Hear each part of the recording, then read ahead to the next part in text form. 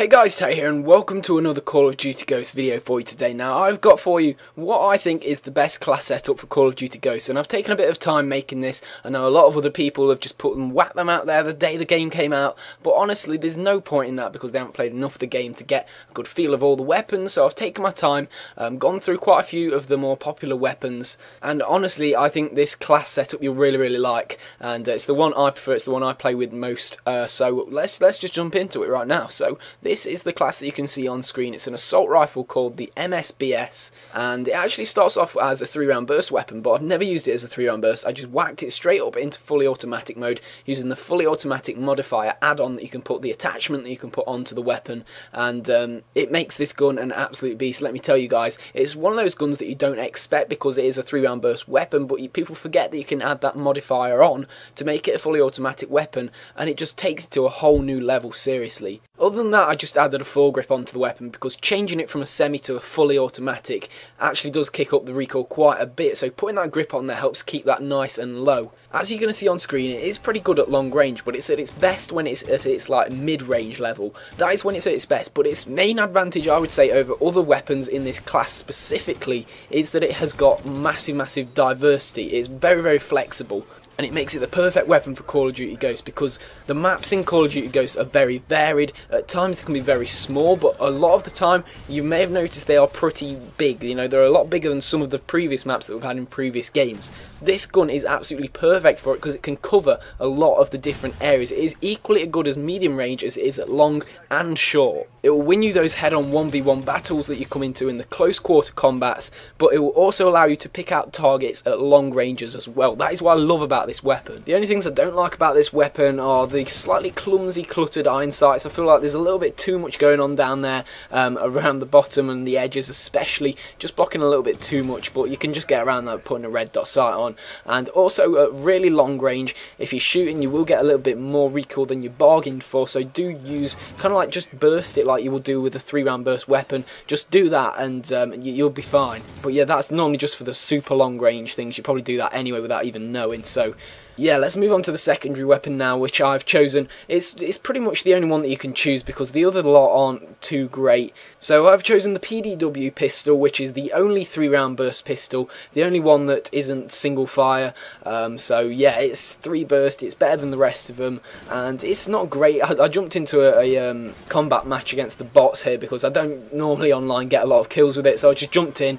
This is just normal health, so I just wanted to show the gun off.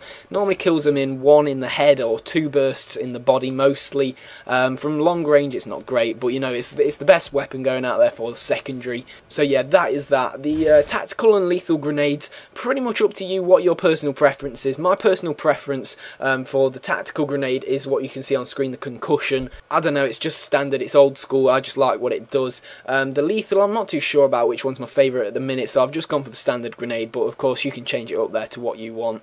Now going on to the perks, this is one of the important things. There are some pretty cool perks that I've picked right here, and some that you have to have for most classes to work for your advantage, because there are some really good perks that not a lot of people know about. So I've picked Ready Up there in the top left of the screen in the speed section because it's only 1 token, it's really cheap, and it just allows you to get that gun on the person real quicker after sprinting, so that's always useful.